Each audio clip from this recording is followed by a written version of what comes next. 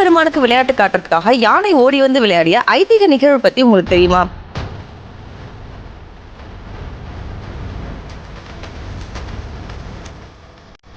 இப்படி ஒரு நிகழ்வு நம்ம மயிலாடுதுறை மாவட்டத்துல இன்னைக்கு சிறப்பா நடைபெற்றுச்சு. இந்த வீடியோவை எல்லாருக்கும் ஷேர் பண்ணிடுங்க. இன்னும் நிறைய பேர் மயிலவேல் சேனலை ஃபாலோ பண்ணாம இருக்கீங்க. ஃபாலோ பண்ணிட்டு வீடியோ பாருங்க. பல அப்டேட்ஸ் நம்ம ஊரை பத்தி வரப்போகுது.